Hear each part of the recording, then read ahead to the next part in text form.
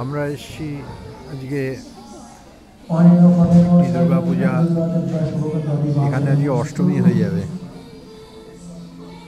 দেখতে লোকজন আসছে, আমরাও এখানে আছি, আমাদের রাজকন্যাও রয়েছে, দেখছে।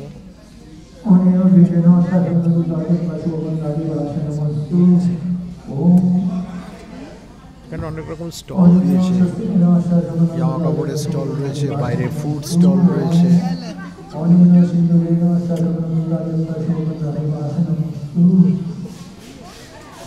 আস্তে আস্তে ভিড় জমছে, একটু পরে এখানে অঞ্জলি হবে।